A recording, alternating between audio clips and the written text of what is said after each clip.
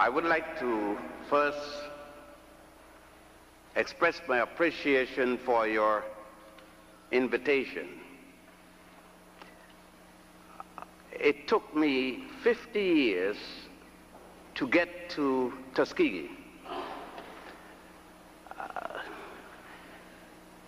50 years ago, at age 16, I applied for entrance to Tuskegee.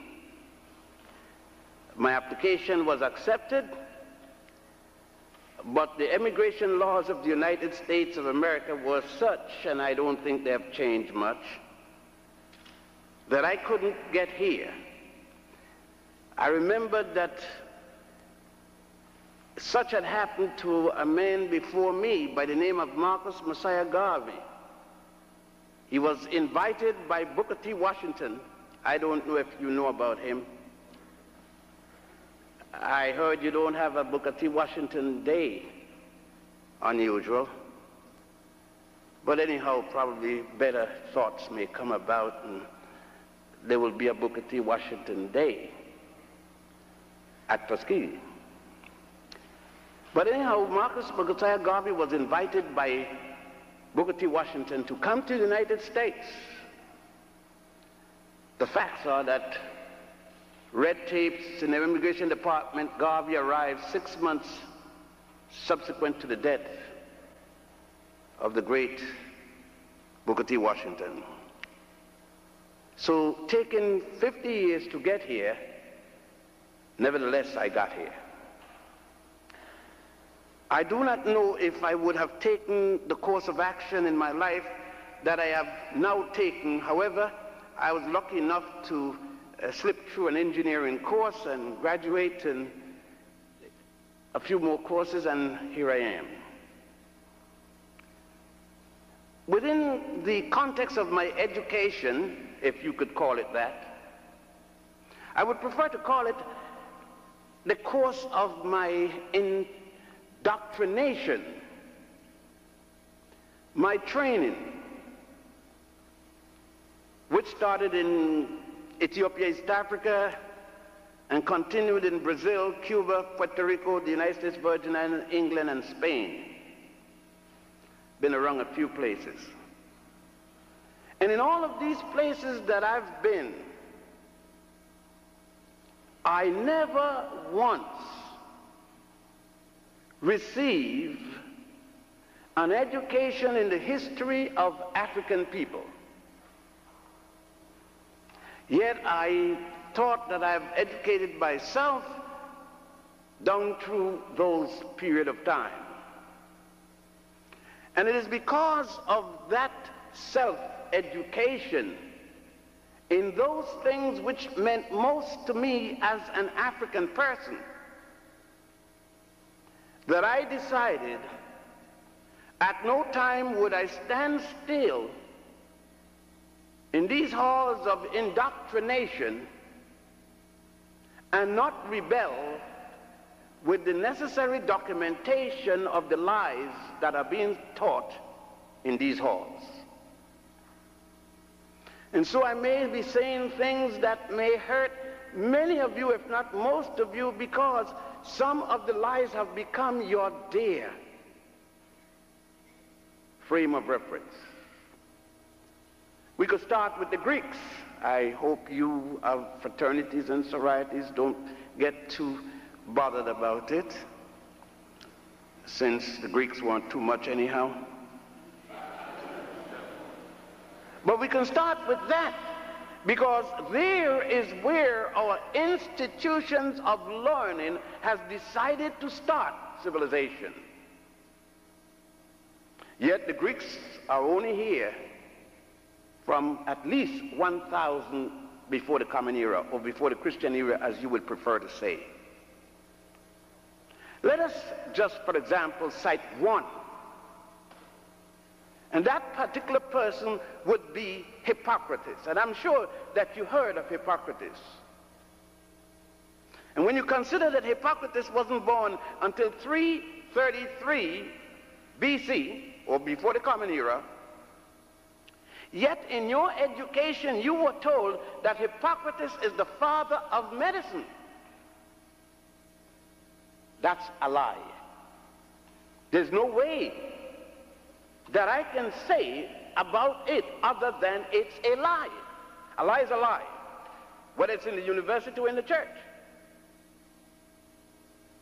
How could Hippocrates be the father of medicine when the first time you see him, he is in Egypt learning medicine from Africans? There are numerous papyri, medical papyri on medicine.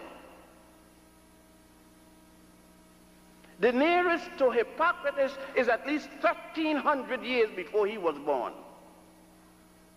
For example, we have what is known as the Hetus papyrus, the Ebers papyrus, and now the so-called Rockefeller papyrus, the Edwin C. Smith papyrus. All of these papyri go back to as early as 3100 BC. The man who Hippocrates took an oath that he would practice medicine according to this man, this African, whom the Greeks call Aesculapius in the Hippocratic Oath, a man by the name of Imhotep, died. He practiced medicine and died 2,500 years before the birth of Hippocrates. And you are telling me that the medical school and the pre-medical historians don't know this? They don't know it because, unfortunately, Imhotep had a high visibility like myself, otherwise called black. They don't know that the Ebers papyrus by Hatshepsut, dealing with Planned Parenthood, I said Planned Parenthood, 1,550 years before the birth of Jesus the Christ, is out there, when every medical journal in 1961 published copies of the Ebers papyrus. And we could go on with the papyri with respect to all kinds of diseases that the Africans had produced, both in Egypt and Ethiopia and Sudan, and a place then called Puanit, now called Somalia. But that would be satisfactory, but let us take the kind of education that we do have. We are in a chapel, and we have been told about an immaculate conception and virgin birth. We have been told about the beginning of the world with Adam and Eve. We have been told about a man by the name of Cain who slew his brother Abel. And we've been told that all of these things only happen once. And they go back to the Old Testament, or otherwise called the Torah, or the Pentateuch, or the Chumash. Those are names for what you call the Old Testament. But we have never been told that they are only copies of stories that predated them by thousands of years. Let us read them one by one. I heard some hymns and everything already. Oh yes, you have been told a lot of lies. No other way to talk about it. And those who teach them, if in fact they did any research, must know they are lies. That is providing that they have never gone to Egypt or to Ethiopia or to Sudan to see the living proof.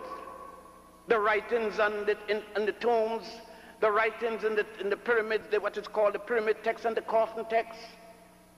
That is providing that they have not seen the holy scriptures of the Africans of the Nile Valley, otherwise called the Egyptian Book of the Dead, or as Budge called it in his translation of the hieratic writing,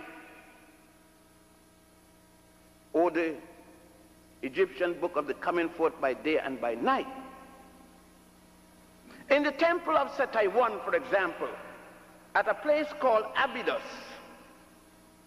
not only is there the writings of an immaculate conception 4,000 years before the story of Mary, but it is there in picture form. Are we to say that the theologians of Judaism, Christianity, and Islam have never once taken a trip to Egypt, from whence these things were taken? In that same temple, you see a story of how Set-Typhon murdered his brother Osiris 2,000 years before the Jewish story of Cain and Abel.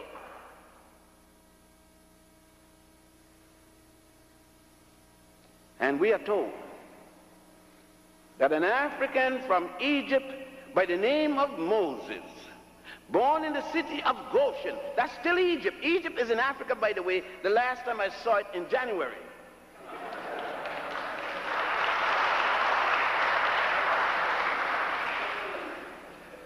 You heard of a place called Middle East. I don't know of any place called Middle East. That's political jingoism. But we can find that there was no Moses on Mount Horeb in the Sinai to receive any 10 commandments that had not been given before or written before in Egypt, because you could go in the book of the coming forth by day and by night, the book of the dead, and see in what is called the Osirian drama, not only those 10, but 32 more, a total of 42, which you can also go in the temple of Ramesses VI, in the Valley of the Kings, across what is today called Luxor.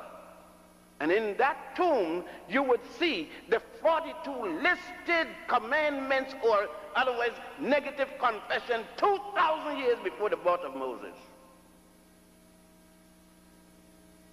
But they told you that Moses was taught. He was an Egyptian, taught in school in Egypt, and became a priest in the system. Could you have been born in the United States of America, went to kindergarten, then elementary school, junior high school, and never heard of the United States Constitution?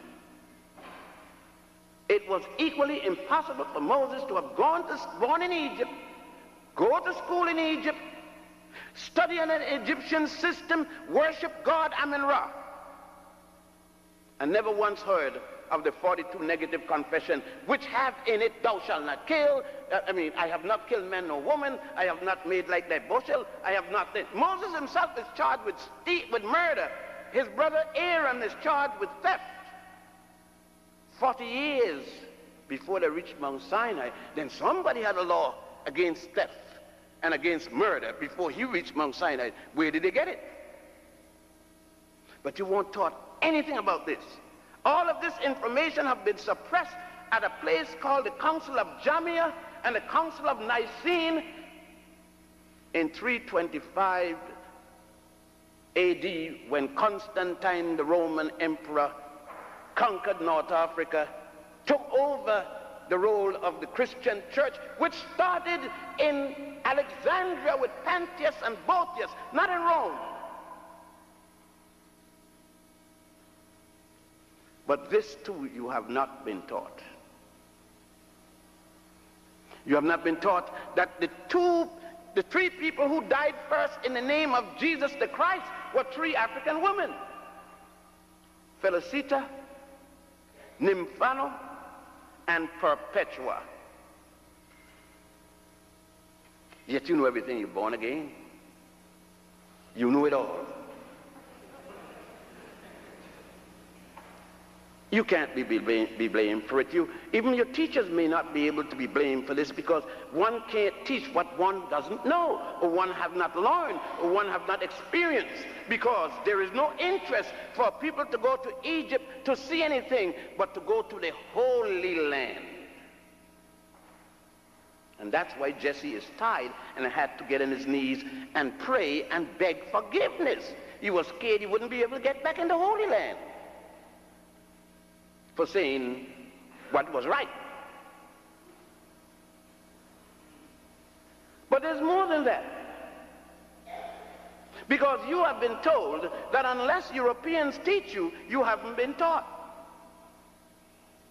But who told you that the first university built in all of Europe was built by Africans called Moors at the university, what is called the University of Salamanca in Spain? Check it out. Europe's first university. Not only the stones were put together like the stones in most of the building and the bricks in most of the building here. I'm not talking about that aspect of only the building. I'm talking about the educational system is nothing but a copy of the University of Djenne, D-J-E-N-N-E, of ancient Ghana, which was burnt down and rebuilt as the University of Sankore in the city of Tumbat, which the French later called Timbuktu. Then carried, as the Africans called Moors, conquered Iberia, now Spain and Portugal and southern France, and established in there the university system. And as I said before, it was not the first. The earliest of the Greeks were trained in a place called the subordinate lodge of Croton and Delphi. Subordinate lodges of the Grand Lodge in a place called Waset, which the Greeks later changed to Thebes or Thebes. The current Arabs changed it to Luxor. But did you get that in Greek philosophy? Did you get it in Greek history or European history? None whatsoever. And how did you get Hannibal Barca and his father Hasdrubal Barca and his brother and his father, rather, Hamilcar, his brother Hasdrubal? How did you receive it in the educational system? How did the textbook show it? It showed it as they were not Africans. What they said is some Phoenicians came from Phoenicia, and Carthage, which they later called Carthage, was in fact a Phoenician country. 80 people came from Phoenicia with a woman named Elisa, which Virgil called Dido or Dido in his little play about it. And those 80 changed all the Africans into Phoenicians. And thus we are taught that the Africans of Carthage were in fact Caucasians. It's all right when they taught me in school in Puerto Rico, I didn't know any difference. I was born in Ethiopia, grew up in Puerto Rico and the Virgin Islands, and Cuba and Brazil. So when they were teaching me that at the University of Puerto Rico, I knew no different, and so it went down all right. But I accidentally went to Morocco, accidentally, and find that what I had been taught in school was nothing but a pack of lies. Because I then went into the temple, I then went into the museum and found that it was totally different. But then I went on to Italy, in the Medici Museum, the Museum of Alessandro de' Medici, only to find that Alessandro was an African born in Italy. And no one had told me up to then that there were Roman emperors from Africa, such as Honorius and Septimus Severus and his son Caracalla. No one had taken time to explain to me anything about the Greeks coming to Egypt and to Nubia and to Ethiopia, depending on who they were, to receive their earliest education, those who had not gone to a little colony, a little enclave in what was then called Lebus, now called Libya, to receive their first glimpse into education taught by Africans.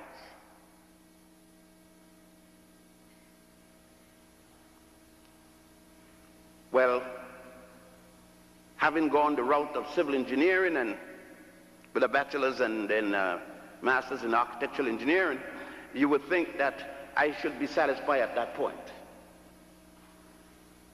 But I couldn't be satisfied because the fire had burnt. You see, I was the admirer of two particular people at that time. One called Booker T. Washington, and one called Marcus Garvey. In the reverse, Garvey first and then Washington.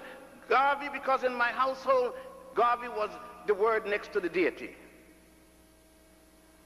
And the relationship between Garvey and Booker T had become so close that I too followed the teachings and philosophical concept of the late Honorable Booker T. Washington. But within that philosophy was something else both men always taught: the integrity of the individual. And the integrity of the individual refused, in my case, to accept lies, such as Benny Goodman is the king of swing, and Duke Ellington must have been the emperor of swing.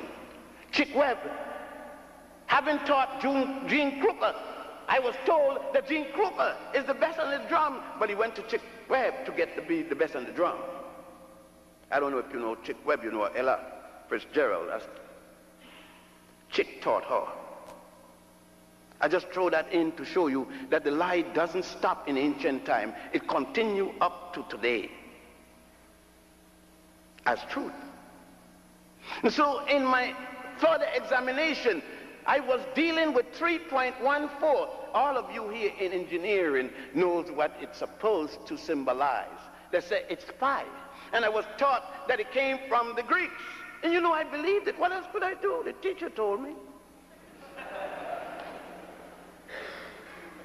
And then when I went to Ethiopia and to Egypt and to Nubia, in the ancient records of the ancient Africans of the Nile Valley Africans, there was pi being used 2,000 years before there was such a place as Greece. The first writer of Greece that brought Greece into civilization, because they said the demarcation between uncivilized and civilized have to do with the time when you start writing history, they call it prehistoric and historic. And Homer is the Greek first writer. And Homer said that even the concept of God,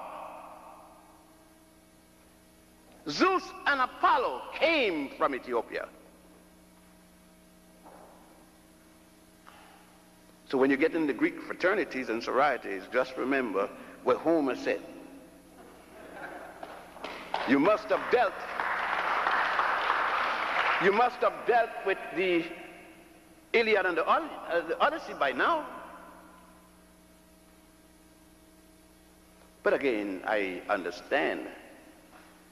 You see, you have been taught by Alex Haley and others that your history started in the slave trade. But they don't even tell you how the slave trade started. They blame you for enslaving yourself. They say your ancestors sold you out. Nice statement. So I asked the guy, what country, what was the name of the king? Oh, don't worry about that, they sold you out. As if I don't know that the slave trade started with the Pope of the Roman Catholic Church by the name of Martin V.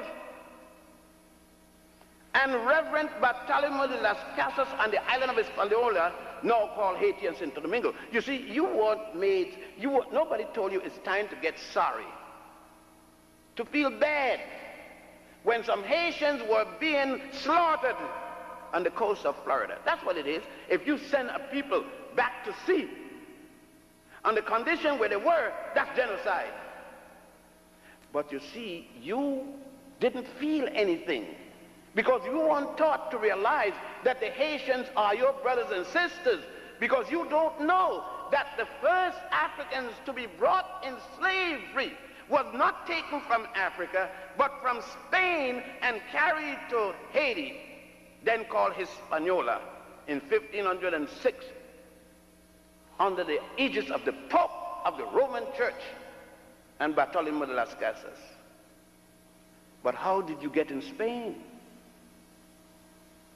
That was 1506. But you went into Spain, which was then called Iberia, Spain and Portugal and southern France, as conquerors yourself in 711, under the leadership of Tariq, for whom the Rock of Gibraltar is now named Gibraltariq. Nothing in your education, because there's nothing in your textbooks about any of this. So you'll have to go to Spain. Luckily, at the University of Barcelona, where I attended for 2 years, there are these documents, and I had never known anything about them.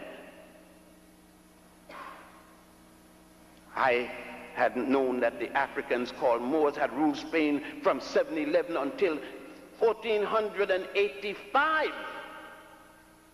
The last of them losing power at a place called Granada. I was always wondering, why is it that 90% of all the songs coming out of Spain was singing to La Morena, the black woman? I said, how come in this country 90% of all the songs, the records, the tapes, everything is La Morena this and La Morena that? It is when I went there I found out La Morena raised hell in Spain. She's still raising hell in Montgomery, Alabama, and in Tuskegee, Alabama, and in Tuskegee Institute. I could look around and see her.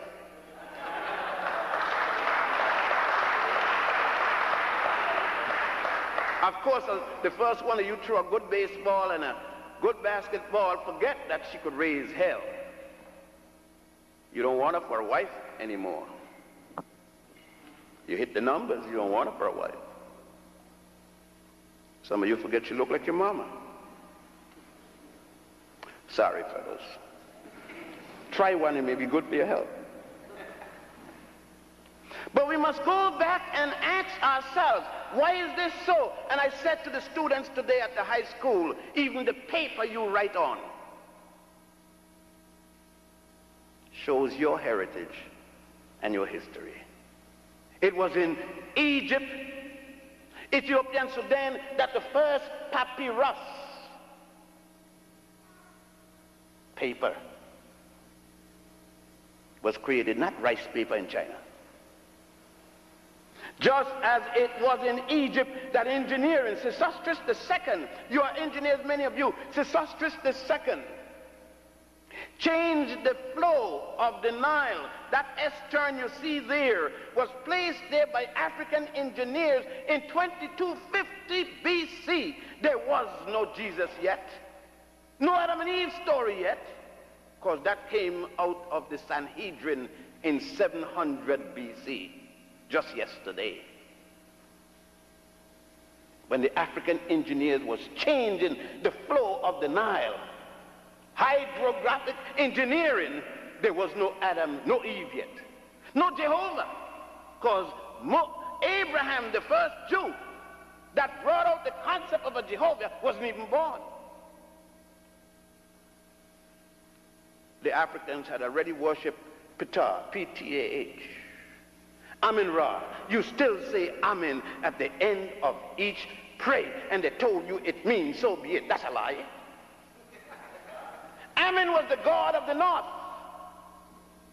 When Scorpio, the pharaoh, headed the north and Egypt was divided into two groups, it had gone into a civil war.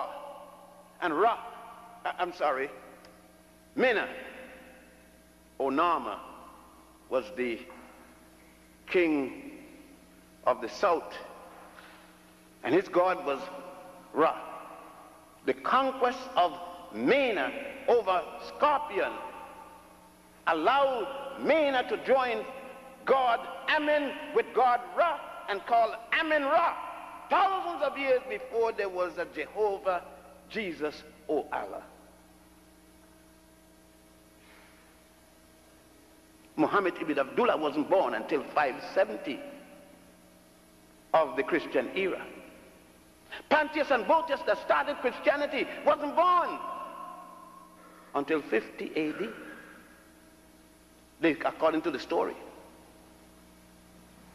And Abraham, who started the concept of a God named Jehovah, and Adam and Eve's story, wasn't born until 1760 BC. The Africans of Egypt and Ethiopia and Nubia were already in their 13th dynastic period. No different than the lie they told us that the Jews built the pyramids. Which one? The little one in their bathtub?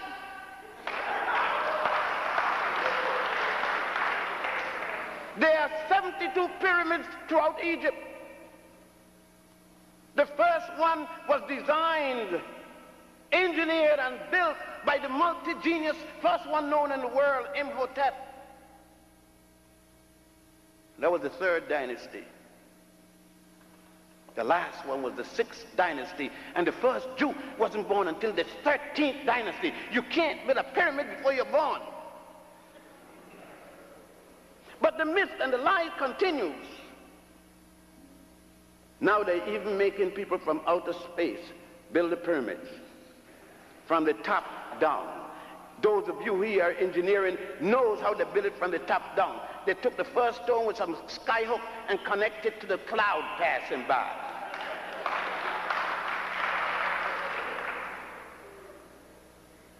I'm not supposed to speak about these things. Oh, I'm supposed to be glad somebody give me a piece of goat skin with a thing on it that said PhD twice. And I'm supposed to be so good. I got one of the goat skin, PhD, all in Latin. Feel good, ain't it? Different person. My mother isn't my mother anymore. My father isn't my father anymore. Black folks are not related to me anymore. I'm Greek, Dutch, Japanese, whatever else.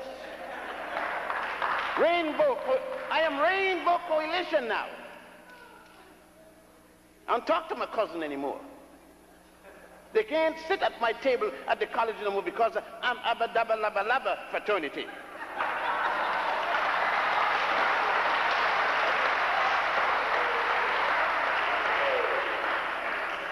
Oh, the things we go through. All to keep us from the Pan-African concept. You know, when I heard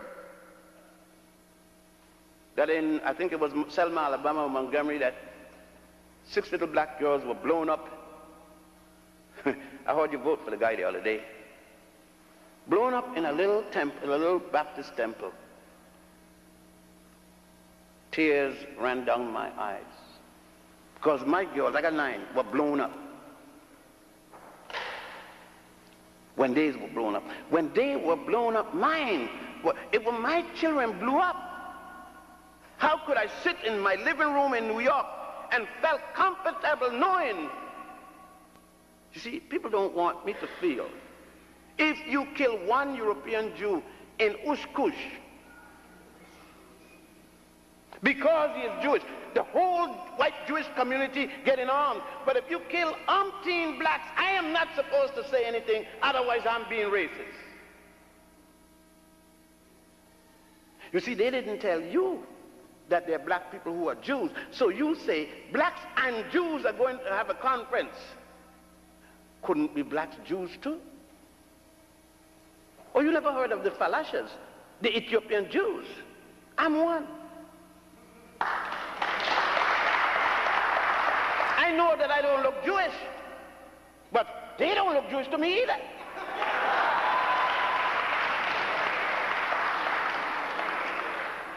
But this, you see, is rough stuff. Because I'm dealing with things that you are not supposed to hear or deal with. Tomorrow there's going to be a question and answer period, and all who don't agree with it could ask their question and make their comment. They shouldn't wait till tomorrow when I'm gone and sneakily run and tell you, I knew better. They are called the Falashas, but you didn't hear anyone saying anything in America when the Italian fascists were exterminating the Falashas. Nobody said anything.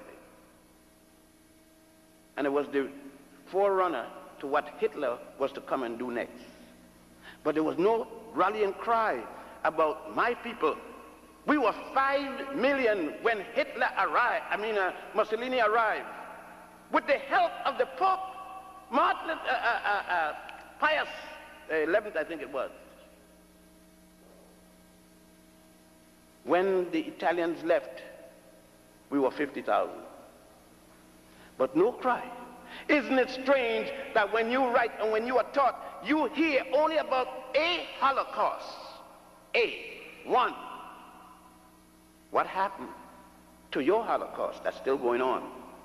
What happened to the 50 million Africans, your brothers and sisters, that were murdered in Munamatapa, now called South Africa, under Cecil John Rhodes? Do you know that black folks take scholarship in honor of John Rhodes, Cecil John Rhodes? Because you don't know. Nobody told you who Rhodes was. Rhodes make Hitler look like a playboy.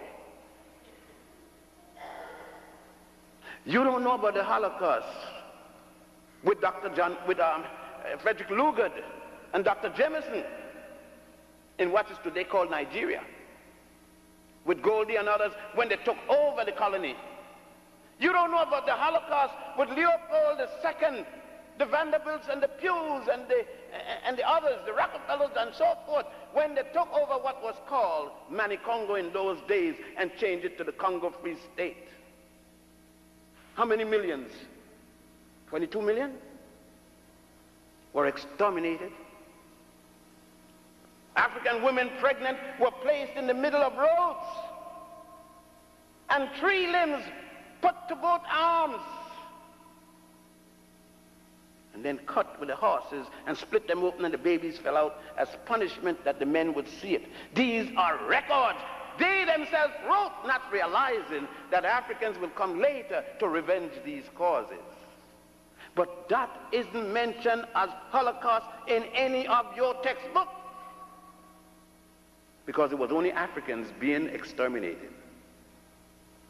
I don't expect enemies to say this, but I do expect that when you write and when you do your research that you use the appropriate term, genocide, Holocaust, wherever it applies. In Tasmania, an island off Australia, every last African was murdered. There isn't one left. And you don't call it a Holocaust. And you don't cry about it. You don't get up any day complaining. Nobody comes to you and asks you, but you cry for everybody else's Holocaust. Because you weren't taught that these people had anything at all to do with you. You forget that the slave boat did not come from Africa to America. It came from Africa to the Caribbeans, from the Caribbeans to America. The first boat that brought Africans here were not from Africa, but from Barbados. The first that came to Virginia in 1619 in Jamestown. So you weren't told that there's any connection. As a matter of fact, the people from Alabama don't feel anything for the people of New Jersey, and the people of New Jersey don't feel anything for the people of Mississippi, etc., etc. We have not been taught that way. Thus, we couldn't even have with Jesse an African drive for an African people. In the midst of the drive, we had to change to rainbow. And you stood here and got on your knees and begged for a holiday for Dr. King. You disgraced Dr. King. The enemy never award his foe with a holiday. The Italians got a day for a man that got lost, couldn't find his way. Columbus Day. They didn't go to anybody for the holiday. The Irish got a day for a man that killed snakes in Ireland. They didn't go to anybody for a holiday. The Poles got a day for Pulaski. They didn't go and beg a day. Why didn't you take a day? You had to go beg for even a day to worship a great man. But you failed to understand that King did not operate alone. There was a man at the same time named Malcolm X.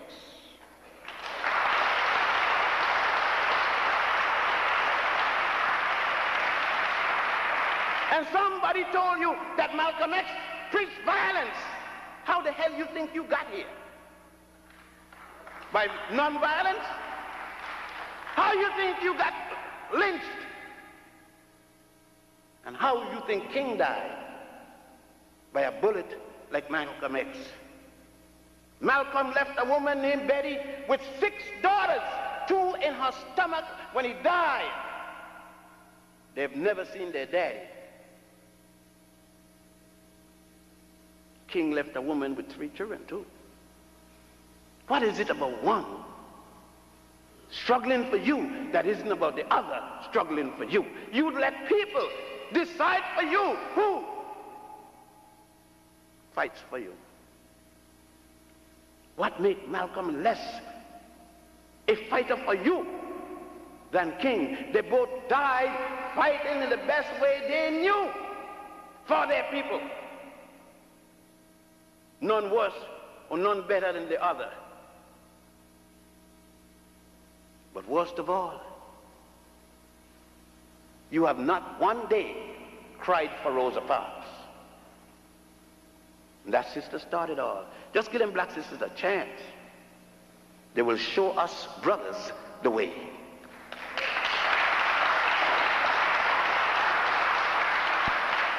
Because you see, they know that when the Africans made their first calendar in 10,000 BC, 10,000 BC, called the stellar calendar, and revised that in 4100 BC, the so-called pre-dynastic era.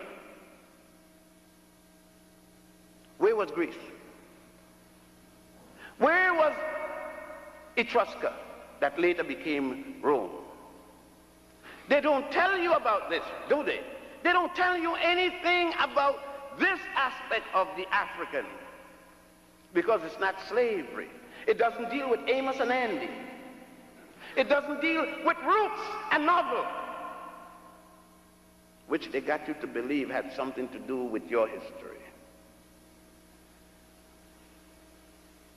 They couldn't do this because they did not. Where were they when you were dealing with astronomy? That's the movement of the stars and the other planets related there too. And astrology, I'm not talking no nonsense about when your girlfriend planet is down in Pluto and something. That's ignorance. Downright premeditated ignorance. Even a jackass wouldn't follow that. And some of you wouldn't come out the house unless you read the horoscope.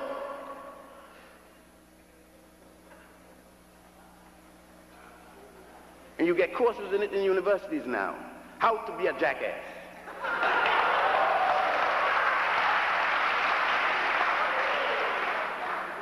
Let us get it down.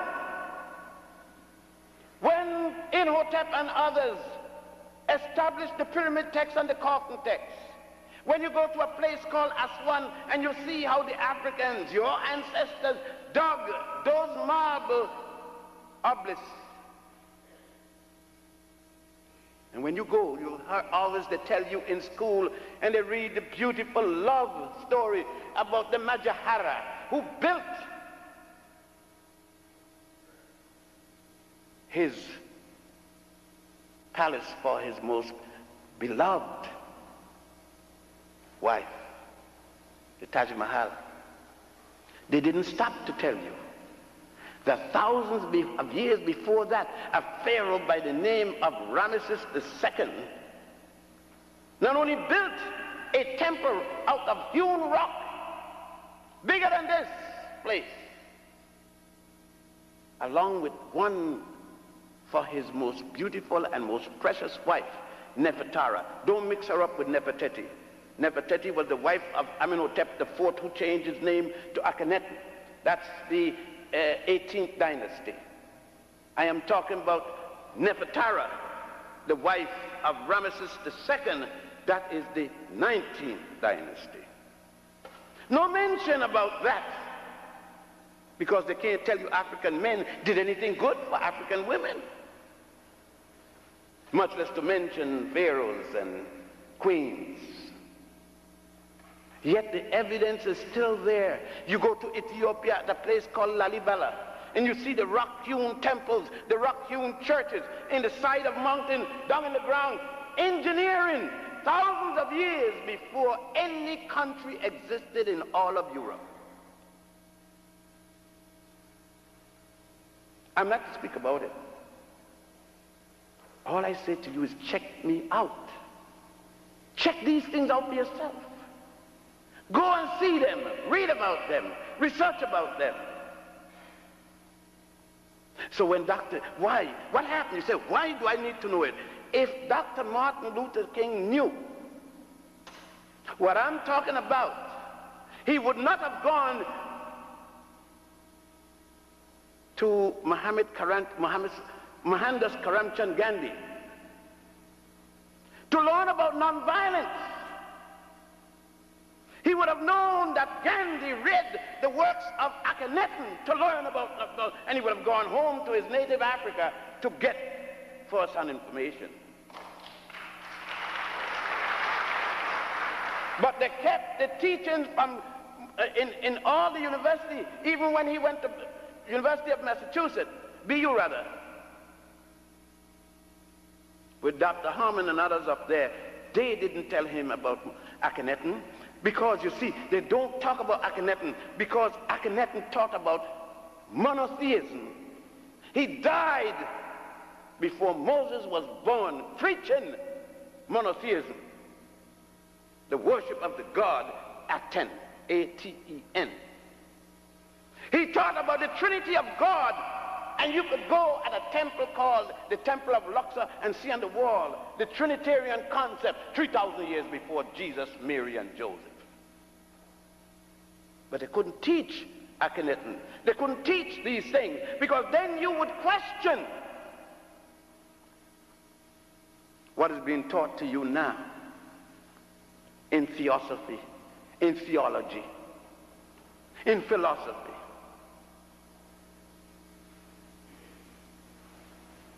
But the point is that I'm going to be the bad fellow when this is over. And you're going to be told that he is the Antichrist. But the funny thing is, I don't have 3 names with 6 letters each. So I can't qualify for the Antichrist. They already specify how the Antichrist would come. And I look too much like Jesus to be the Antichrist.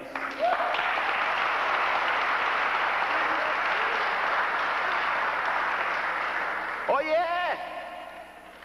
What happened to Jesus since he got blunt? When ask your professor of theology how Jesus got blunt. Ask your professor if it was not until Michelangelo was commissioned by Pope Julius II in 1509 to draw what he believed the Holy Family looked like, that he took his uncle's son, and his uncle's wife, and used them as the model, and that became Mary, Jesus, and Joseph. Up until that time, it was the black Madonna and Child, which the present Pope went back twice to his native, to worship at the feet of the black Madonna and Child. You see, the racism hadn't hit Europe yet. So it wasn't necessary to get rid of the black color of Mary, which you now say. When you don't want to say Jesus was black, you say he had no color. If he had no color, how did John the Baptist see him to baptize him? Talking about baptismal, you should go to the temples there and see baptism of the pharaohs thousands of years before Jesus. They call it purification rites. Go and see circumcisions thousands of years before there was an Abraham to be circumcised, and that to make him a Jew. Our education, quotation mark. I think that Carter G. Woodson, and I should have mentioned this man's name long ago, said it best in his book. The title explains what I'm saying: the miseducation of the Negro. assuming that Carter knew at that time that Negro was wrong, but he had no choice because he was fired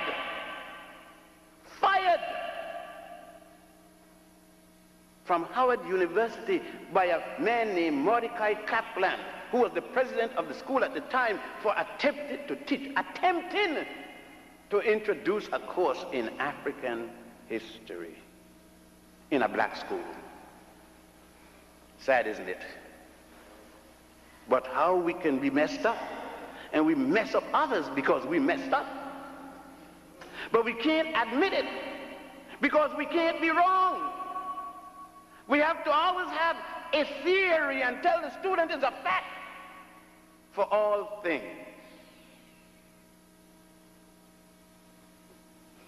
It's like the other day I heard a woman talking, oh God, my daughter got an illegitimate child. I said, what happened to the child? You didn't have a law book? Illegitimate child. And I wanted to know what was that.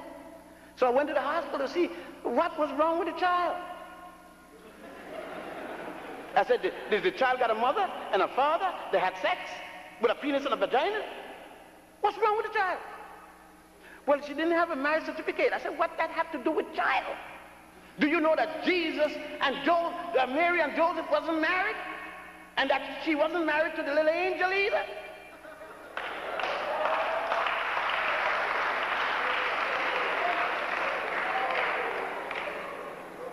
But you go around calling each other's bastard and illegitimate.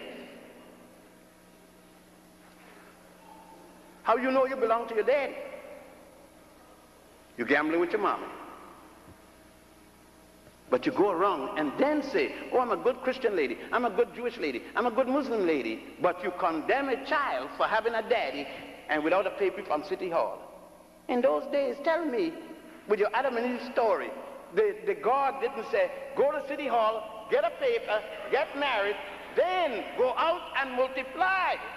God says in the book of Genesis, after he made a man and a woman, it's only the second time he's going to create one and make the other. He says, go out and get it now. Go out and multiply.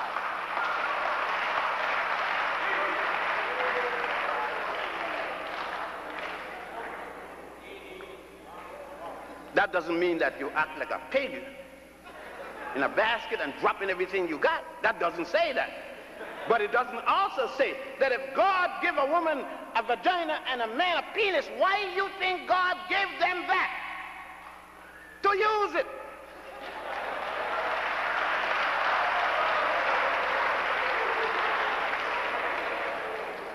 We're going to put it in a picture frame and look at it?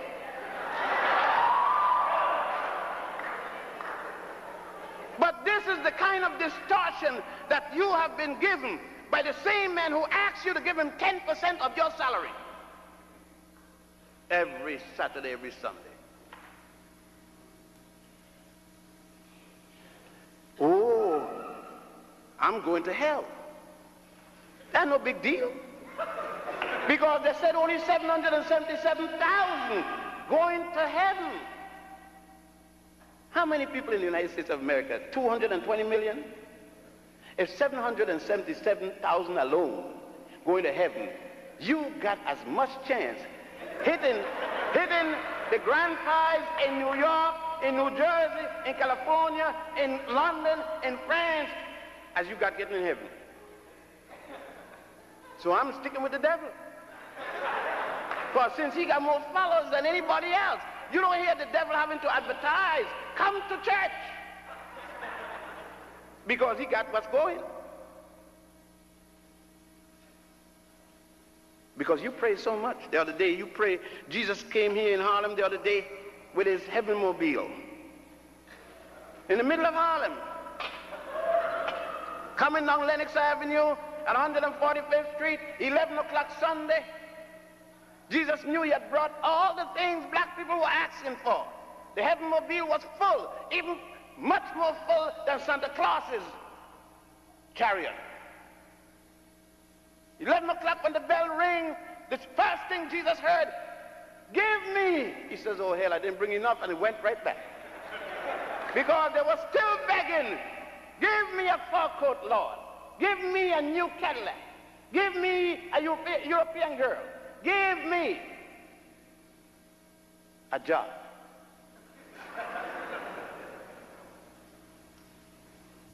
The same people forget that the same book said, I will help those who help themselves. You pray for the exam. Pray. Don't do it. Pray. Let me know when you flunk out. There is a certain amount of pray. You say, do you pray? Yeah. I pray when I get in the airplane. I pray now. I have to go to the church to pray. You know what I'm praying about? Strength to beat my enemy. I don't want God to give me no TV set. I'm working, get that. I pray for God to hold the moon from bumping into the sun. That's all I want God to do. Stop an iceberg from falling my head in Alabama. That's a long way the iceberg got to travel. But I want the iceberg to leave Alaska, because if the iceberg hit me in Alabama, we're all dead. But I'm not going to pray for God to help me to beat my enemy. I don't do that myself. And I'm not non-violent. When my mother had me, she didn't have me non-violent. A 9-pound baby don't come out non-violent. You hit me and start praying. You pray.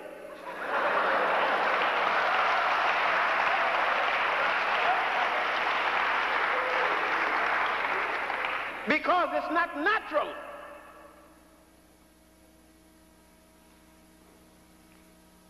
Because I know this.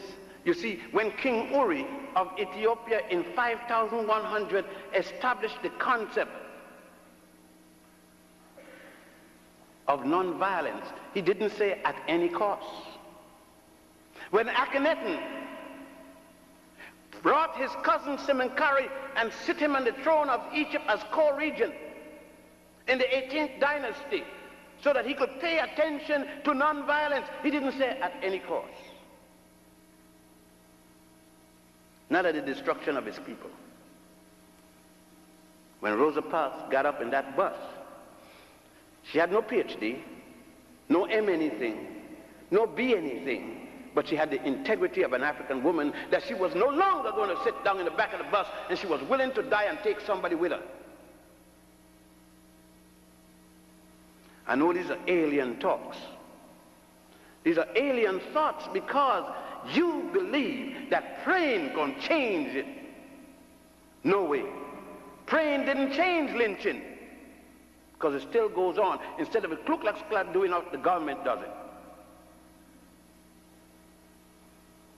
But most of us in our academic role don't want to deal with this thing, and I can understand, because it means the difference between tenure, the bank mortgage, the yacht in the basin, the Mercedes-Benz.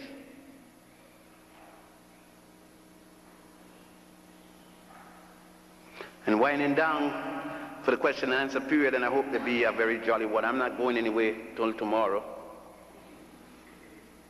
And I'm sorry about that, but I have to teach at Malcolm King College. I teach there now voluntarily for the last 20 years. I taught a course. I've been teaching a course on Egyptology as my contribution to my community. And I don't like to miss classes. But you could see why from 1942, when I was started to teach, to the present time, I have had to struggle. I've paid the price. I've been shot at physically for what I teach, but no one wants to check the evidence. But the hundreds of people who have gone to me to Egypt and study tours have seen. And the sad part is that so many go and see, but they dare not say a thing when they come back for the fear of losing even family. How sad that is. How sad it is that people will be angry because I say to you, have pride, wake up. I shouldn't say to you, wake up black men. I should say to you, wake up people. I'm the only people in the world, we are not allowed to talk to each other for our own common interest. Everyone else, The Italians come together as Italians, the Irish as Irish, the white Jews as white Jews, but we were told we can't have anything by ourselves because it's reverse racism. They can't even let us have forward racism. We're in reverse. Everybody else is benefited by us, but us. And all because I have made my mind that my people aren't to be taught that they drop out of the sky as slaves and were slaves. And every time you see a movie from Washington, D.C. or anything, whatever the period, the only time you see us, we are slaves. I remember going to the opera. I don't go to that place unless somebody give me a ticket. Because they ain't got nothing but me, the flater mouse. What the hell I want to see but a flater mouse? Little mouse running around in German. So I went to one that's supposed to be about me, about Dido, Verdi's play. This is happening in Egypt and Ethiopia, and I'm sitting down in a $22 seat. You know, I didn't buy that one. And it is about the princess of Egypt and the prince of Ethiopia, and I'm looking at the stage, and the prince is blonde, and the princess blonder yet. And I'm saying, like simple for Langston Hughes, you know, I'm dummy. When will the Ethiopian and the Egyptian come? And the person who gave me the ticket, stay there. I said, there. They look Greek to me, look French, Dutch, German. And the brother said, you prejudiced? I said, yeah. Behind that I am. You mean to tell me that that's a blonde Ethiopian? And that's a blonde Egyptian? But you see, you would have been satisfied. You would call it art for art's sake. Not me. It was no damn good. Because Ethiopians don't look like that. And I wasn't going to sit down there and lie to myself that that had any value. When you had Martina Arroyo, you had Leontine Price, you had all kinds of people they could have put in that play. But the Metropolitan Opera House wasn't ready yet for Leontine Price, no Martina Arroyo or anybody else. And until they were ready, I was going to give them hell till they get ready and made them get ready. Because I'm not going to sit down any time behind, and now I don't need it to do anymore. I retired from teaching in colleges, and I wasn't doing it then. I wasn't sitting quiet then. And I'm not going to sit quiet now when I don't have to worry anyhow. Never worried then. To bring the truth to my people. And time doesn't permit. I had to go here, there, and everything to just show you the culmination of history. History isn't a thing of the past. Because of history, you act and react today. History is now. What happened yesterday make you act today and will make you act tomorrow. What happened to Booker T. Washington made what you are doing possible. The interaction of the people with whom Booker T. dealt with. And so it will be unbecoming you not to go forward and further the attributes of Booker T. and Dr. Carver and others. You can't fail. You can't come to this institution and nonchalantly take courses and hope to pass. You have an obligation to pass and pass well. Not only to read the books in front of you, but to read others. Certainly if you're taking engineering or science or something like that, you need a lot of time, but you can't ignore self. The understanding, the knowledge of self. You can't come through here and don't take courses in African history or African American history. You can't do it. Some of you believe because you're black you know yourself. Go check it out. You get your European history, you must take that to graduate. 101, 201, umpteen one. But take yours at least on your own initiative. Learn who you were. Learn who you are. Learn what you must be. And I say, I walked with my head in the clouds because I have no fear. I have no embarrassment of my enslavement, because you see, the shackles have been off my body, my leg, my feet, and I've removed it from the last place, my mind.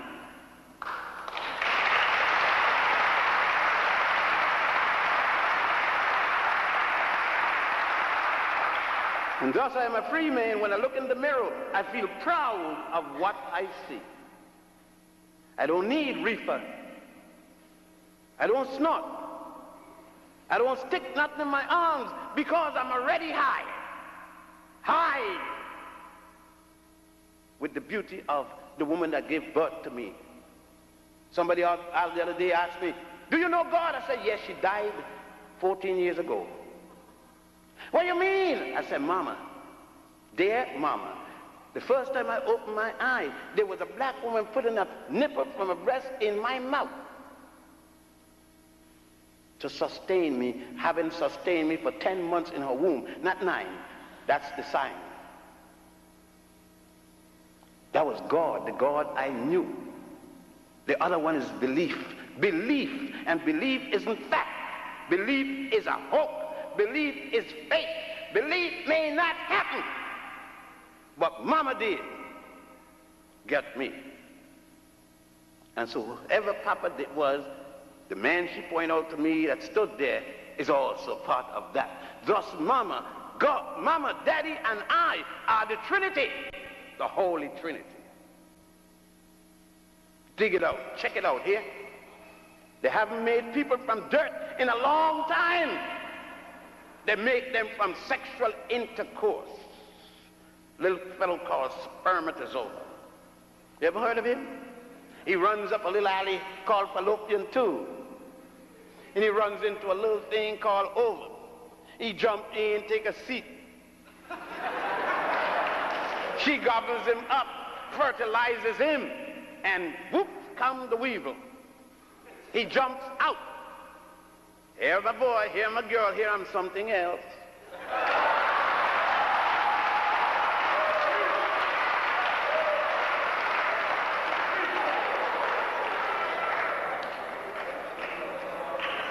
But nevertheless, you could see they're not going to invite me back to Tuskegee. But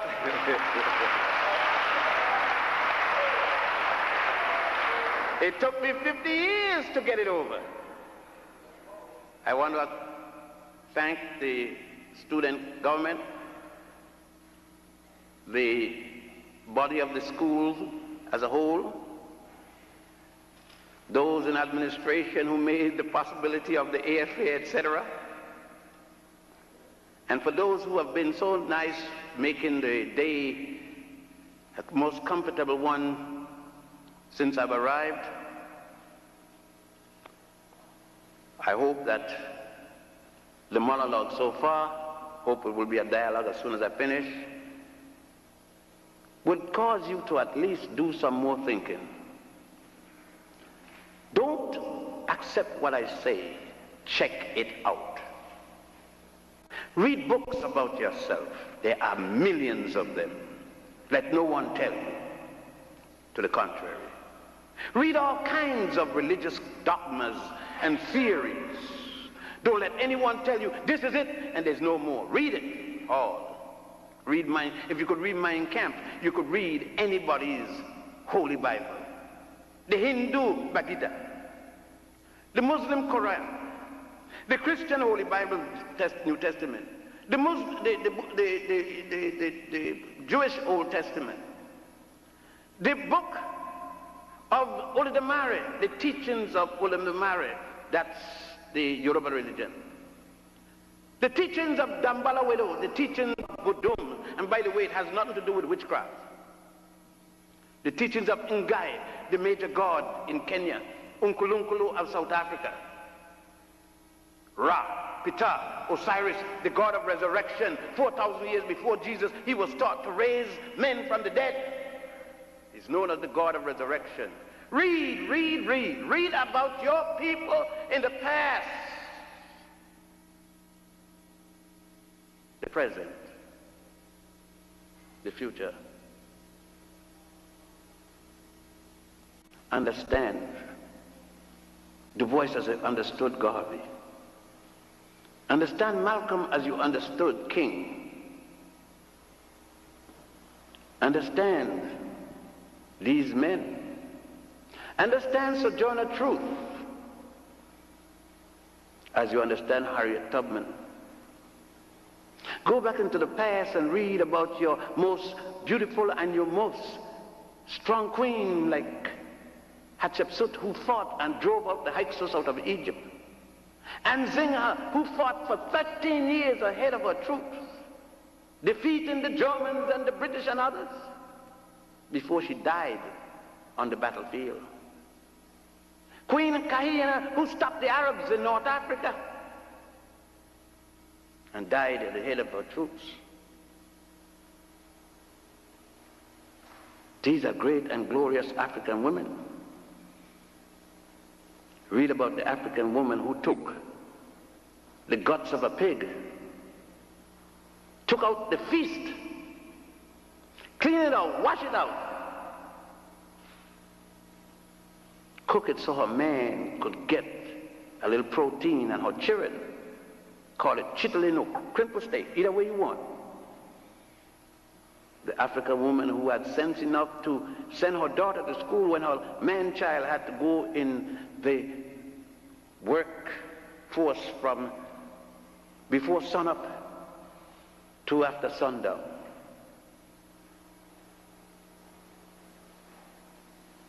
Show me how you treat your woman, and I show you the condition of your race.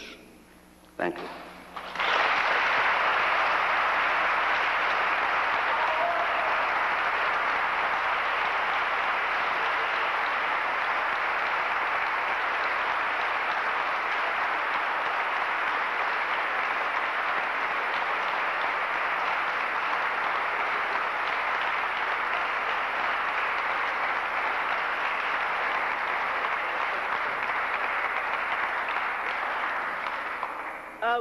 Before you leave, we will now have questions and answers.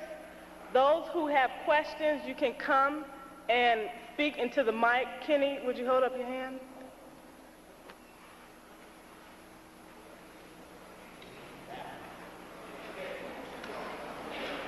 As we're preparing for our question and answer session, let's give Dr. Ben another hand.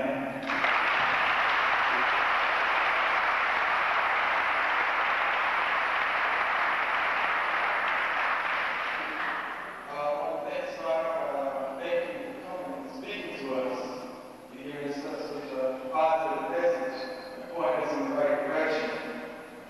My question is, did our ancestors use the swastika before Hitler? And if so, what did it represent and how was it used? What Hitler called the swastika was originally called the Gramadon, Gramadon. You will see Gramadons at the bottom sole of Buddha in Buddhist temples. You will see it in South America used with respect to Coatepalca, the crucified god of the Mexicans, at the time when Mexico was called Azteca. You would also see it all over Egypt, Ethiopia, and Sudan. It goes back to about 1400 BC in the Nile Valley, and it was used as a symbol of peace. What Hitler did was to adopt it. The Germans under Kaiser Wilhelm and Otto von Bismarck captured what was then Togo. At a time when the other European powers and Great Britain, with the help of the United States, was conquering all of Africa, from 1830, when France invaded Ceuta, to 1884, when they took almost all of the lands on the coast and gave Congo to Leopold II.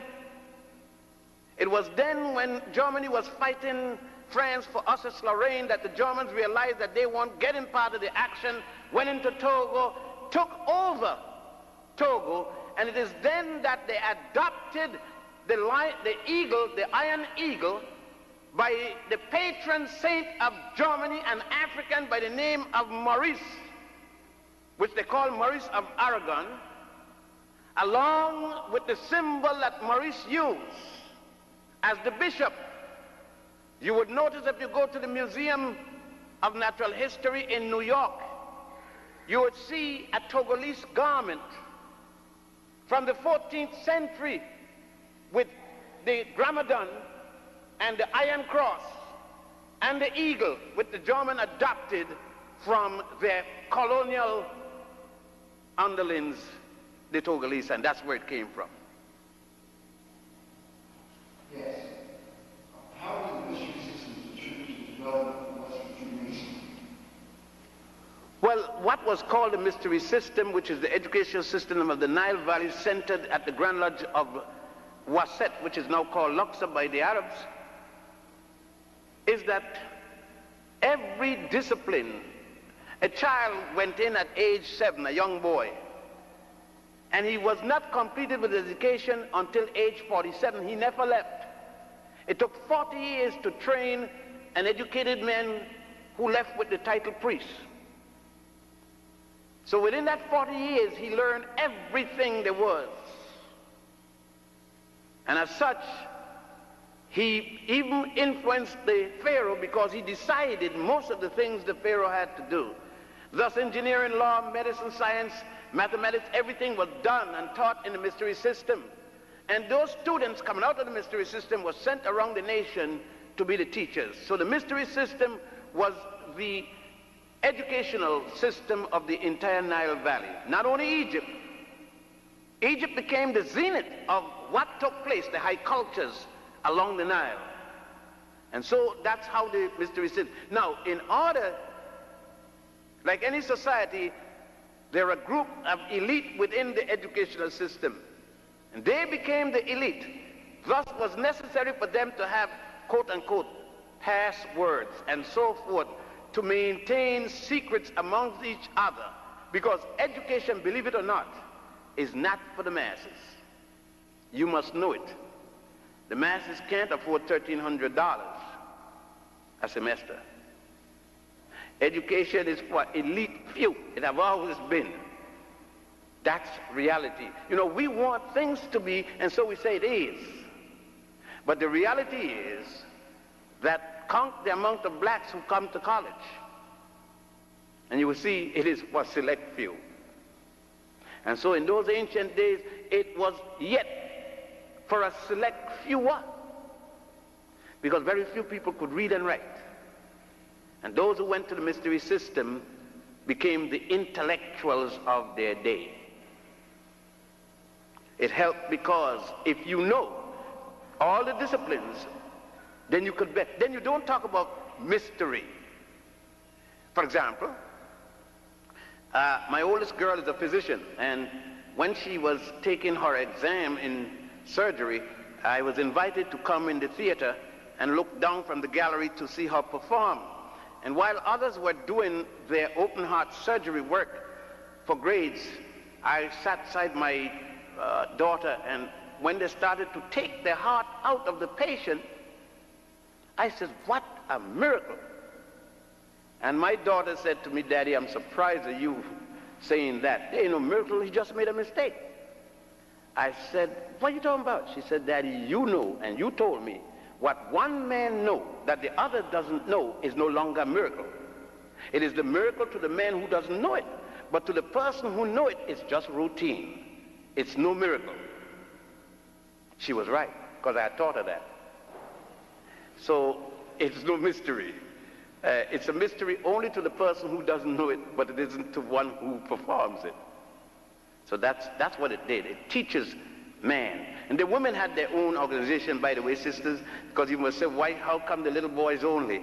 They were women organization, and one of the reasons for that is that a man had to testify. Since at age 7, all the boys were circumcised. They also had to testify. A woman cannot testify, even in the Christian church. Look in your dictionary for the word testis and testify and see where the word testify come from. To testify, a man had to hold his penis out in his left hand, raise his right hand, and swear if he told the truth, told a lie, may God unman him. You can't unman a woman if she got a testis. Kind of funny. So when women are testifying in these sacred churches, just tell them you're doing miracles.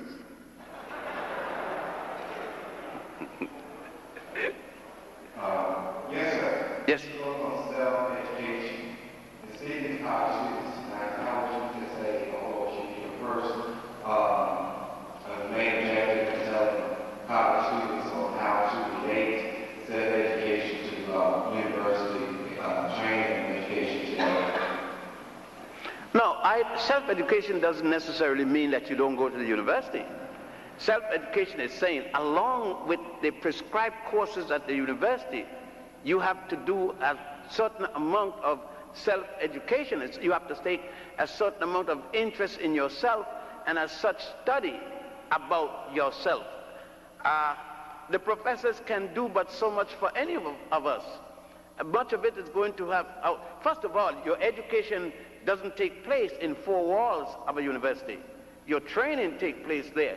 Your education is going to come on the outside when you start to apply your training and acquire experience. It is said commonly the center of education, and of course we believe that we've got that. What we have fed is a series of facts or a series of evidence, and then we take these evidence and regurgitate the answer to those evidence. But when you go outside and you get your experience, it is really then that your education starts. So to self-education, I meant that kind of education which you found in Harriet Tubman and Sojourner Truth and others. But don't stop your training in the college just for the self-education. I wouldn't do that. I wouldn't have done it for myself, and I wouldn't encourage anyone to do that. I take all ends. I read everything and that I could get my hand on. I don't care. If the Ku Klux Klan is passing out some literature in the morning, I'll get some. Because you don't know what your enemy thinking if you don't find out from him. So I read anything. I read the Ku Klux Klan. I read the Moral Majority. I read what's the one that the guy got shot down at the airplane there, John Birch Society writings, and also read the Jehovah's Witnesses and the Mormons. I read everything. Because I don't know which one going to kill me in the morning. All of them look crazy to me.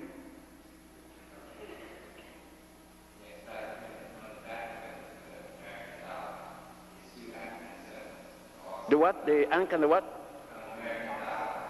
Oh, the dollar?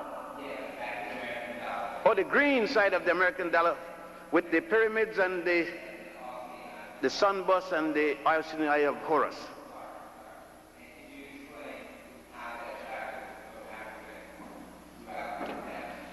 Well, if you recall, the first president of the United States, a terrorist by the name of George Washington. Oh yeah. According to the British, you still go on to England, you see it written there, George Washington had 30,000 pounds on his head for terrorism.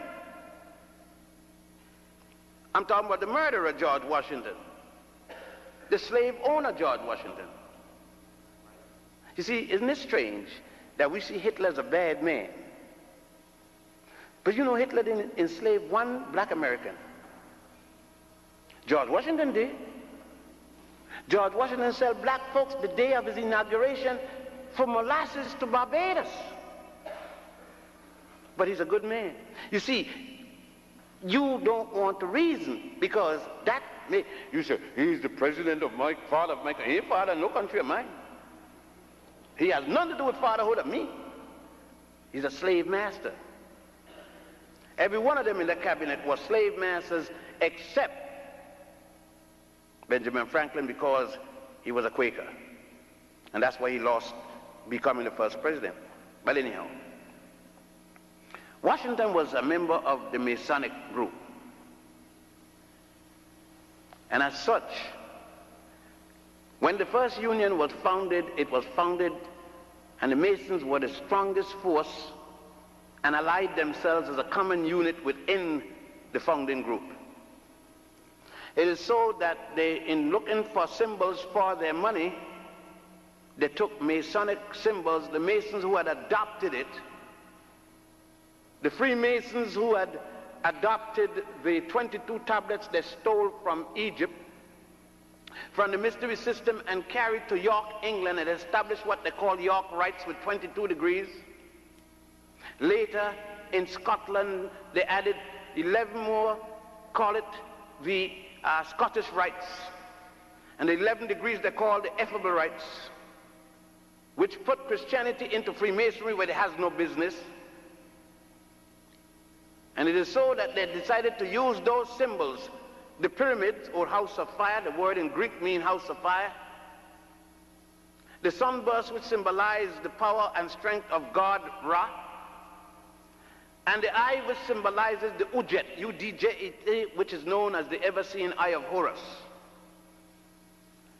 That's the combination there. They did not stop there, because in the Supreme Court, the so-called Department of Justice,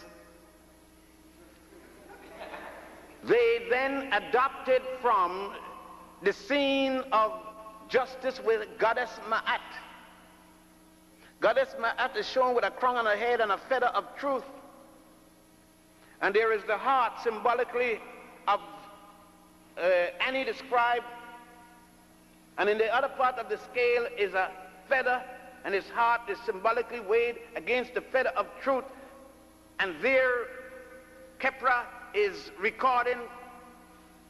Anubis is there ready to swat him if his heart isn't correct. That was adopted with a woman with the blind with the same sword. But you notice one thing about that. There was no intent to have justice. The scale isn't balanced. One part of the scale is up and the other is down.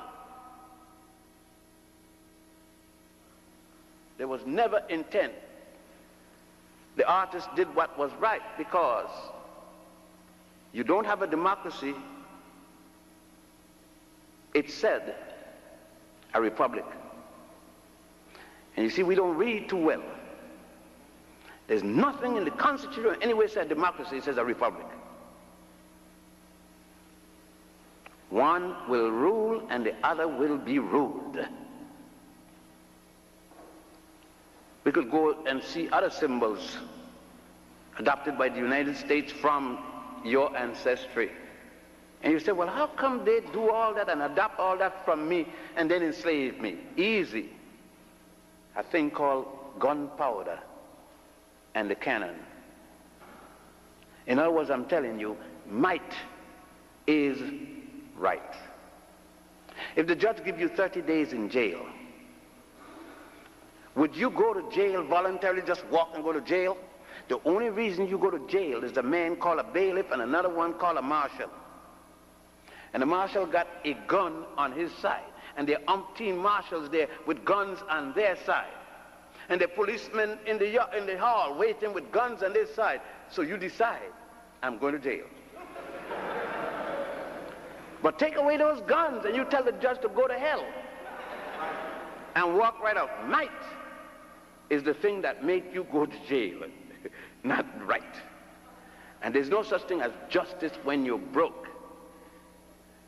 If you were broke and you had a case, you're found guilty, you can't appeal when you're broke. Your lawyers can't buy the minutes of the trial when you're broke. So you can't get justice. When last did they hang or electrocute a rich man? Son. You see, like Patty Hearst, they could get psychiatrists to disagree with psychiatrists who disagree with psychiatrists. They can buy justice. There's no justice for poor people. You gotta have money to guarantee justice.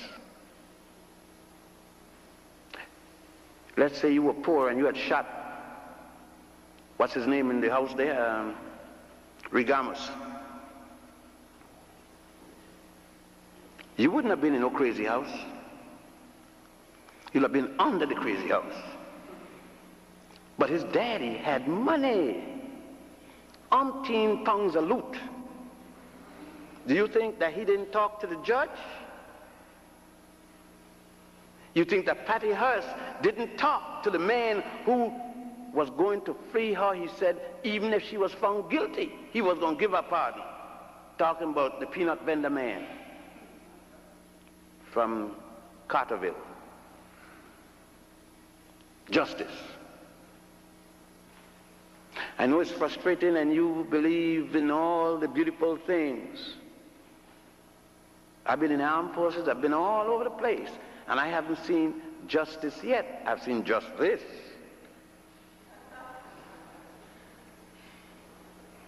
Yes. Yes, what is the difference between a Mason that has been initiated, passed, raised, and Masons we call clandestine? And the what side? Clandestine. Clandestine Mason. Clandestine? Clandestine, too. The jackass who said that the other one is clandestine is just as clandestine as the other one. You see what happened? What happened is that one man always believed that he got the right way. The fact is that either Mason is a clandestine. Because the Mason in America got his garbage from England. And the English stole 22 tablets from Egypt and established what they call York rights. Who gave it to them? The Scots, I said before, added to that and called the Ethelbert rights. 11 were the Scottish rights. So when one man called another man a clandestine, what does he mean about it? He got his the same way the other one got it, by crookery. A thief can't call another one a thief with no sense of dignity.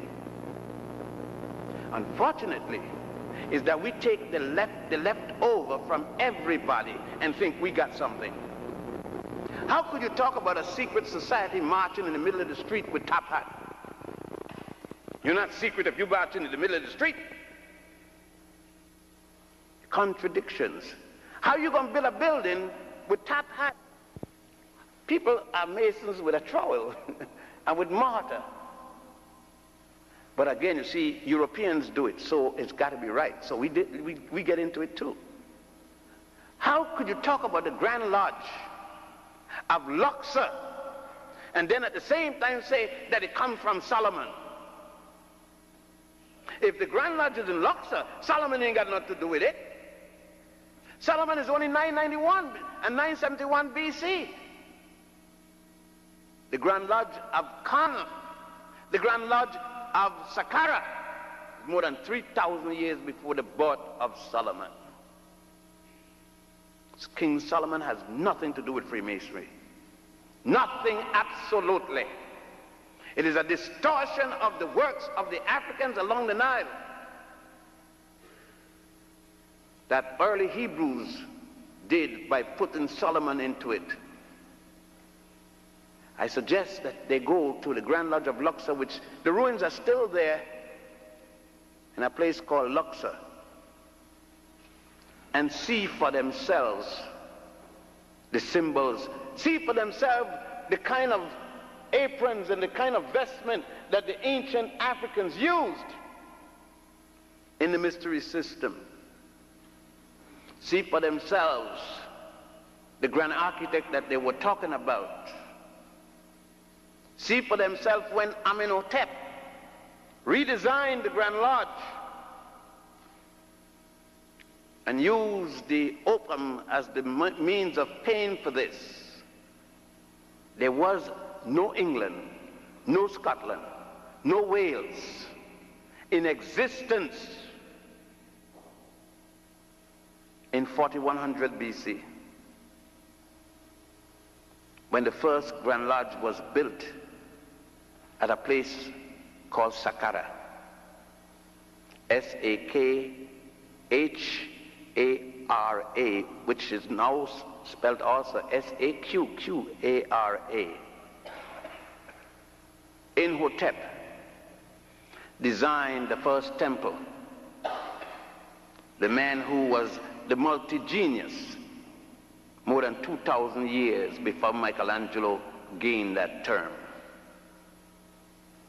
Go and take a copy of the Egyptian Book of the Dead and the Papyrus of Ani and look at the Masonic symbols in there and see if anybody today using that.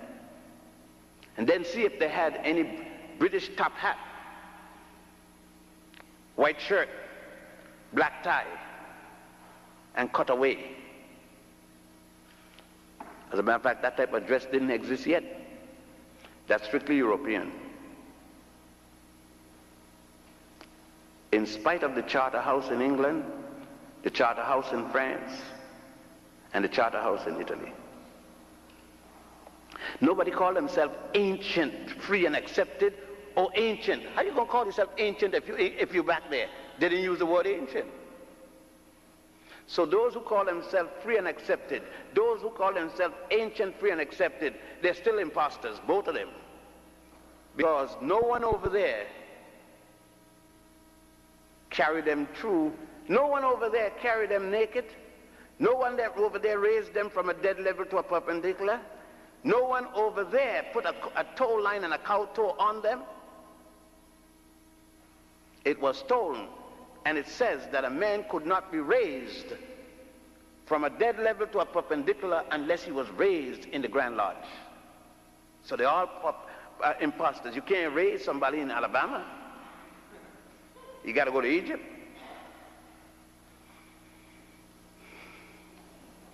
Yes, I understand from my business that in the past we have offered trips to Egypt, and I was wondering if there would be trips in the future that are not involved. Because who the information is it's my error.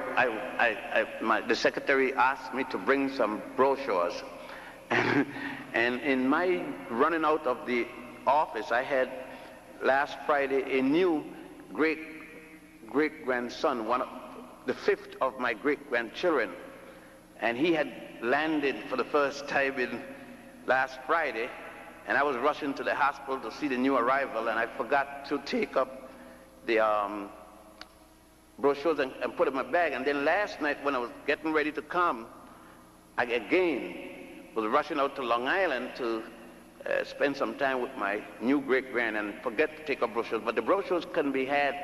You could ask our sister here, the president of the government, student government, and she could get, my secretary would send as many as you need. Now, but I could tell you, there are 2 trips already completed. However, on the 6th of next month, there's a trip going to Egypt. That's 14 days. We're going the 6th and returning the 21st rather. There is another trip, but it's going to 3 countries. We're leaving on the 3rd of November and returning on the that's 19 days, the 22nd. That's going to Ethiopia, Sudan, and Egypt. And then there's a trip on the 23rd of December which goes to Egypt, Sudan, and Ethiopia and return in the 2nd week of January. There is a trip in July. It's already booked. You see, they got trips that comes in different ones at different times. And that's coming in the month of July. I can't remember, but the brochure for that is out. How these trips go, they're educational trips, you know, they're not just tourism. You have to listen to the 1-hour lectures on Egyptology wherever you see, but they're extremely cheap because they're educational thing, and they can be discounted if you're taking off your income tax. And some people come and get credit because they do independent study if they're not in the field of history or so forth. But it's only $14.50 or $15.50 for 2 weeks. You sleep in Class A hotels like the Hilton or the Hyatts. You get 2 meals per day each day, and some days 3. All fees, tips and everything to enter any of the temples or tombs, etc., are paid, including the tips. All transportation locally, because you have to fly in the Egypt airplane, are already in that fee. All travels by bus, because we travel bus, are included in the fee. The trip across the Nile River to the West Bank by the launch is paid for in that already. The flying down to Abu Simbel and so forth is included in that fee.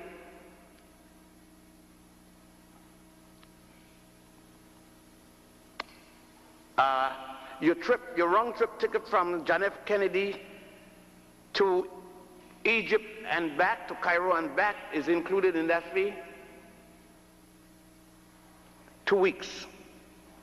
So that if you brought $1, you could bring back 99 cents. Now, if you did it by yourself, the round trip to Egypt alone from Kennedy is $1,100. You couldn't live in Egypt for 2 weeks,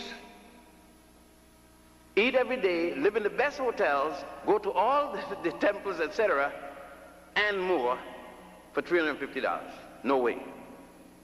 But because we do it as educational tour from a foundation, we're able to do it for a little better than what a round trip would have cost you by airplane. And we don't use charter flights.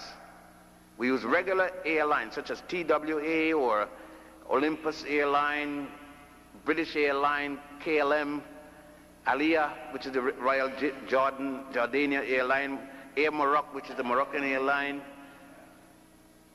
Pakistani Airline, which is called PIA, and so forth.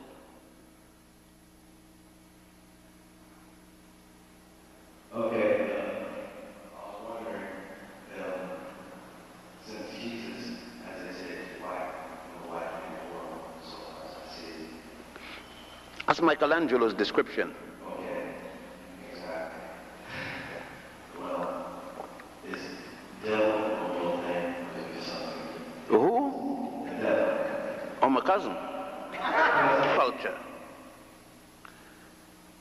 Religion is the deification of a culture. And God is the highest concept one sees within his culture or her culture. Now the devil, in Egypt there is such a thing as a good God and a bad God. It is called the law of opposites. The Chinese and other people call it the yin and the yang. But the good God is no better than the bad God, because you need both things. You need good to know bad and bad to know good. So the law of opposites, you see, it is Judeo-Christian to consider that in this man is good if there wasn't something in him called the devil. Now, how the devil got in there? Who put the devil in there? They now say sex is the original sin. I'm not going to give it up, sin or not. But all right. Who made the devil? God. Right? Because they say the devil was a good angel in heaven, and he started to try to overplay God, and God kicked him out. Who made him? Just, you see, you got to break things down and analyze and ask yourself, these theories, not facts. Nobody have ever seen a devil. Nobody have ever seen a God. God didn't write a Bible. Man wrote a Bible and put God's name in it. If you have a Bible that God wrote, please let me see it, because I want to see it. Inspired men of God wrote the Bible. Aren't you inspired when you go to the bathroom? If you don't get an inspiration, you're going to pee all over yourself. You got to be inspired to go to the bathroom and get up from where you at when it's time to pee. You get an inspiration. Or you may get a perspiration. But you see, you are in college. And you must do some thinking. That's why you're in college, to examine anything. You must be inquisitive, and there should be nothing that you can't examine. Nothing. Remember that the Bible that most of us use is one written under the auspices and control and authority of a man named James I, the King of England, who in 1611 authorized this to be published. But who wrote it? Who were the inspired men? Sir Francis Bacon and 47 other professors from Eton, University of Glasgow in Scotland, Eton University, Cambridge University, Harvard University, and I think one more. Those 47 men working for James rewrote the Gutenberg Bible, written under the control of Martin Luther, who had broken away from Rome in the Edict of Worms. The Gutenberg Bible was a copy of the Reims-Douai version. The guy quote, don't walk in any kind of rain at all. Because the one that got the rabbit died, got a version. The other one got the real thing. So when you see the word, your Bible marked version, you ain't got the real thing. And they all marked version.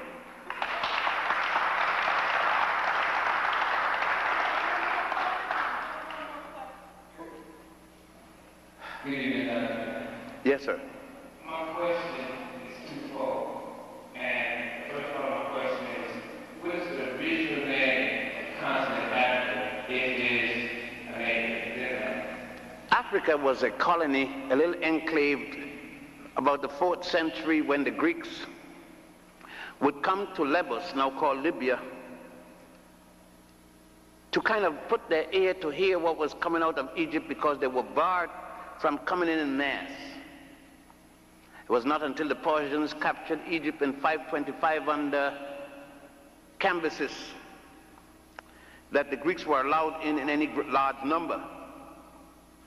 That little colony that the Greeks call Africa later spread to now the entire continent.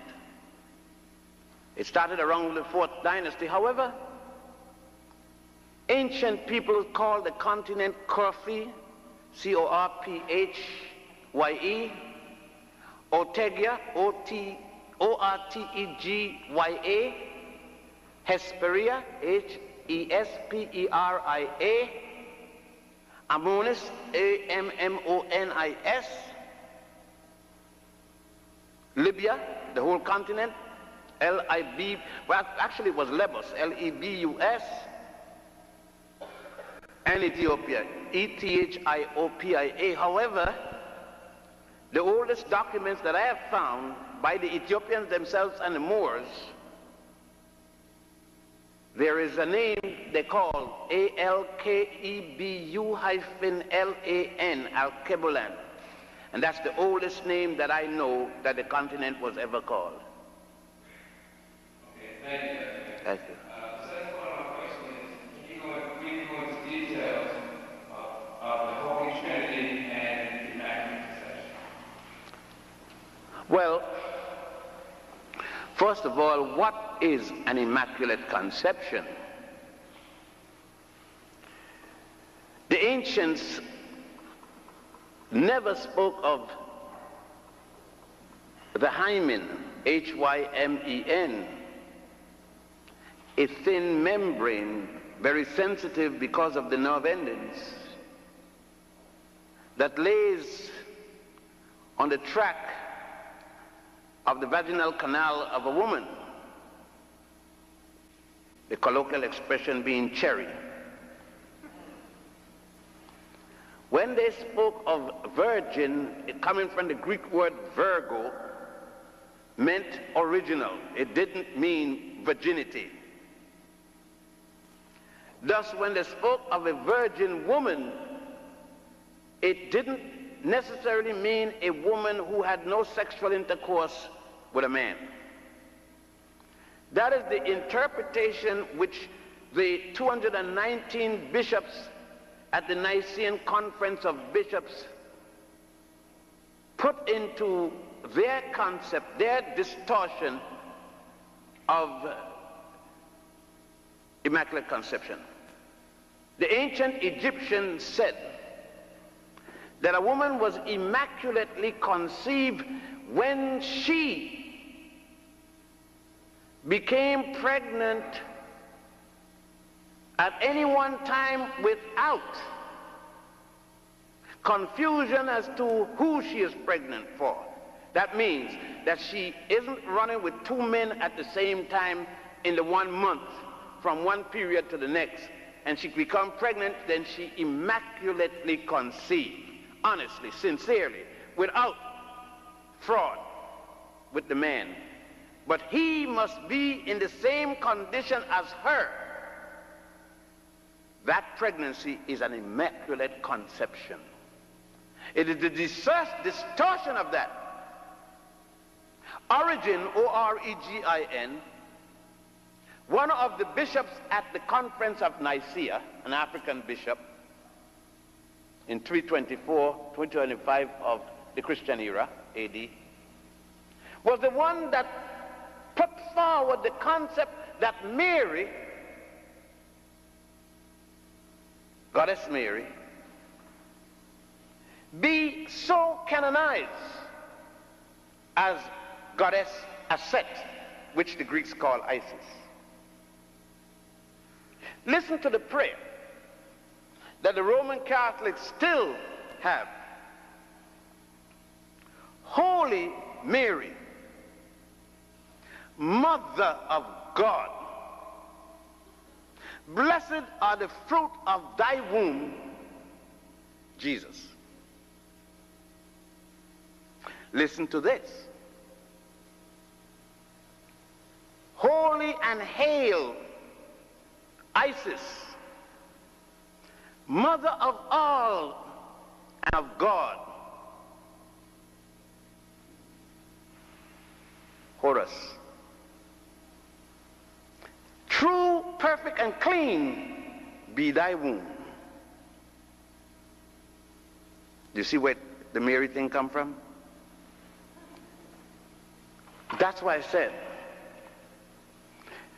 they have to suppress the evidence of what happened at the Nicene Conference, because Mary was worshipped before Jesus was worshipped. They demoted Mary to worship her son. Don't forget that Jesus had an older brother by the name of James the Lesser, who became the Bishop of Caliandros. And your Bible says Jesus and his brothers and sisters.